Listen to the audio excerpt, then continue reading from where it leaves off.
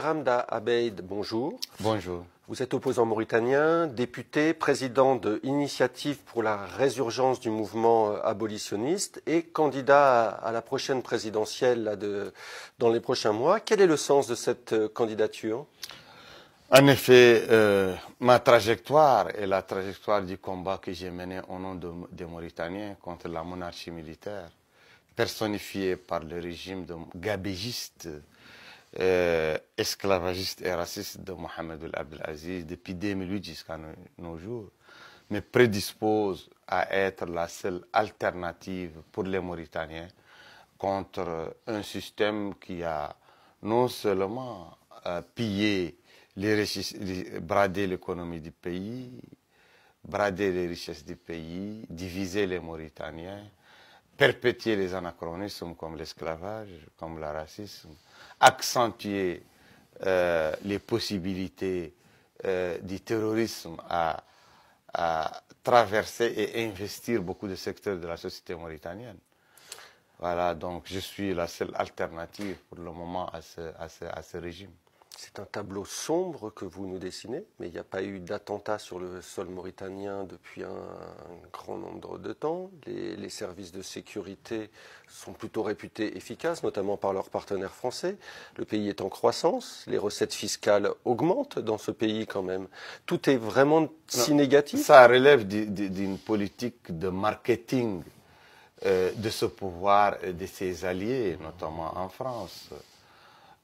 Nous pensons que le dernier attentat en 2011 a fait perdre plusieurs soldats à l'armée mauritanienne. Et à quel prix les attentats se sont arrêtés en Mauritanie? À quel prix? On parle de conciliabule et d'accords secrets entre le pouvoir dénoncé par le pouvoir. Entre le pouvoir en place, pas suffisamment dénoncé, pas de manière convaincante. Entre le pouvoir et les groupes terroristes, on voit aussi que le pouvoir a cédé beaucoup de portions au pouvoir dans le système aux obscurantistes qui, à l'intérieur de ce pouvoir, appliquent le programme de ces organisations obscurantistes, par exemple. Et ce pouvoir est le premier qui a dépoussiéré la peine de mort sur le blasphème, sur l'apostasie, et qui est maintenant réhabilité. Qui visez-vous, les partis islamistes? Non, je ne vise pas les partis islamiques constitués, je vise le parti de l'IPR qui a intégré en son sein beaucoup d'idéologues, de prêcheurs d'idéologues, de prêcheurs et d'érudits obscurantistes qui mènent la danse des obscurantistes au sein du système. Vous êtes connu avant tout pour un militant anti-esclavage. Les autorités mauritaniennes ne parlent plus d'esclavage. L'esclavage est condamné dans votre pays, mais parlent plutôt de séquelles de l'esclavage. En tout cas, selon tous les rapports internationaux des organisations internationales crédibles des droits de l'homme, comme Amnesty International, Anti-Slavery International, Human Rights Watch, mais aussi des rapports des rapporteurs spéciaux du Conseil des droits de l'homme des Nations Unies, la Mauritanie est épinglée comme étant le pays qui contient en son sein le plus grand taux d'esclavage. C'est-à-dire combien? C'est-à-dire, selon ces organisations, 4% à 10%. Mais nous, à l'initiative pour la résurgence du mouvement abolitionniste en Mauritanie, on considère qu'il y a au moins 20% de la population mauritanienne qui sont toujours des esclaves. Donc ce sont des personnes, propriétés d'autres personnes et sur lesquelles s'exercent tous les attributs de la propriété. Mais aussi, il y a les prisons mauritaniennes qui regorgent chaque année de militants anti-esclavagistes pacifiques. Et il y a des procès, 17 procès politiques ont été intentés en moins de 10 ans aux défenseurs des droits de l'homme qui ont été torturés. Donc c'est la Mauritanie qui fait la guerre aux anti-esclavagistes. C'est la preuve que l'esclavage dérange l'establishment en Mauritanie qui a fondé son mode de vie et son code d'honneur sur l'esclavage. Pourtant, beaucoup de progrès ont été réalisés. Depuis Ould Taya, dans tous les gouvernements successifs, il y a eu des descendants d'esclaves. Ceci n'est pas, même dans la Rome antique, même dans les sultanats islamique du Moyen-Âge, il y a toujours la confiance pour le chef, pour le sultan, pour certains esclaves qui sont des ministres, des chefs d'état-major, qui sont des hommes de confiance, mais ceci n'a aucune incidence sur l'esclavage proprement dit. Il y a une tentative de saupoudrage de l'opinion publique internationale. Le fils spirituel de Voltaire, qui est Mohamed Ould Abdel Aziz, a prolongé la politique de ces derniers, qui est une politique de déni et de chasse sans merci contre les militants anti-esclavagistes. Que pensez-vous des derniers propos de l'homme d'affaires mauritanien Bouamatou, qui appelle au rassemblement de l'opposition pour la prochaine élection? J'ai bien accueilli les appels de Mohamed Ould Bouamatou pour un rassemblement, une unité et une vigueur de l'opposition, une détermination de l'opposition face au régime de Mohamed Ould Abdel Aziz, qui est un régime dont ont souffert tous les Mauritaniens, sans distinction d'ethnie, de race ni de catégorie sociale. Je pense. Vous êtes proche de Bouamatou?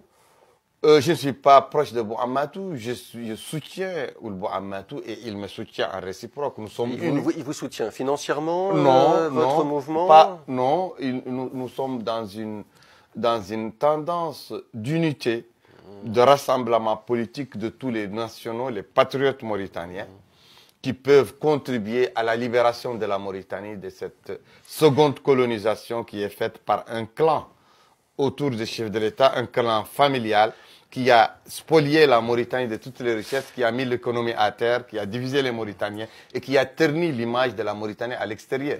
Lui-même a fait fortune sous la présidence notamment d'Ould Taya, dont il était proche. Et c'est un personnage controversé. Le pouvoir lui reproche de ne pas payer ses impôts. Et apparemment, les rapports de l'inspection générale d'État vont dans ce sens aussi. Il y a même une plainte qui le vise pour blanchiment d'argent en France. Les rapports de l'inspection de l'État mauritanien sous Ould Abdel Aziz sont des rapports politisés. Avant Abdelaziz, politisés, non. Sous Sidi, il y a déjà des rapports qui attestaient de ça. Non, ce n'est pas vrai. Ah bah, je peux vous les montrer. Oui, il n'y a que des rapports politisés au cours desquels l'institution de l'inspection, comme la justice, comme les juges, sont instrumentalisés par le dictateur Mohamed Ould Abdel Aziz pour éliminer ses adversaires politiques. Et la dernière affaire contre Ould Bouamatou a été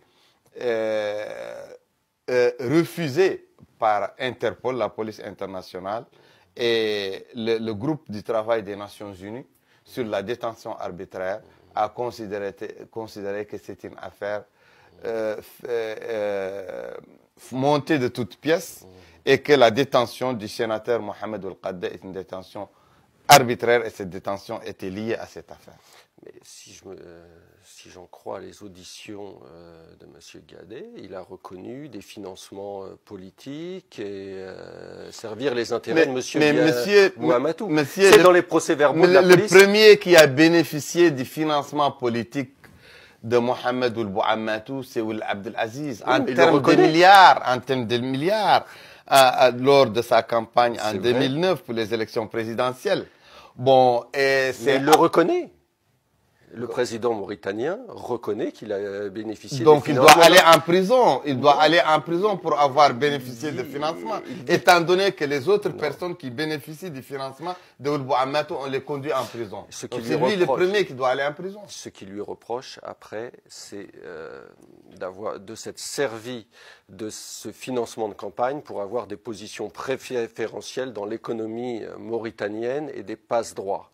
Mais lui-même, Mohamed Ould Abdel Aziz, s'est enrichi illicitement et de manière insolente à travers la position qu'il avait du temps du dictateur, son maître spirituel, Ma'awiya Sidi Ahmed al-Taher.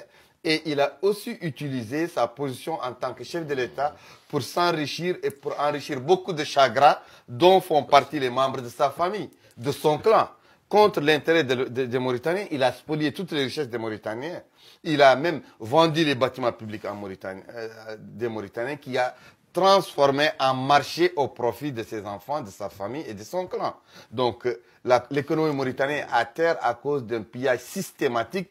Maintenant, toutes les richesses des Mauritaniens sont privatisées par ce clan dont il est le chef. Quelles seraient vos premières mesures si vous arriviez au pouvoir? Ma première mesure mère, quand j'arrive au pouvoir, c'est d'abord de rassembler tous les Mauritaniens. Tout parti politique, toute organisation de la société civile, tous les compartiments de la société sans exclusion doivent se réunir dans un rassemblement solennel, national, pour penser l'avenir de la Mauritanie à travers le passé désastreux qu'a occasionné la gestion très chaotique, très injuste, très gabégiste de la Mauritanie depuis 1978 jusqu'à nos jours. En dehors de ces gestes politiques, quelle ligne économique et sociale comptez-vous incarner? On vous dit proche de France Insoumise en France. Notre ligne économique et sociale, bien sûr, qu'elle va d'abord se distinguer par le souci des franges les plus exclues, les plus vulnérables de notre société. On va bien sûr, néanmoins, ouvrir la liberté d'entreprise sans oppression. Vous êtes un libéral. Nous allons nous approcher de notre environnement naturel, qui est la CEDEAO, dont nous sommes coupés depuis plusieurs décennies. Vous êtes membre conservateur. Vous avez demandé, le pays a demandé son retour au sein de la CEDEAO. Le pays ne doit pas demander son retour à son environnement naturel, qu'il ne devait pas quitter même. Mais votre environnement naturel, c'est aussi l'Union du Maghreb arabe. Nous sommes de l'Union du Maghreb arabe, mais notre environnement naturel, avec lequel on a des relations commerciales, sociales et humaines très fluides, très naturelles, c'est l'Afrique de l'Ouest. Sans renier notre appartenance au Maghreb arabe et à l'Orient musulman. Biram, merci beaucoup d'être venu nous voir. Je vous remercie.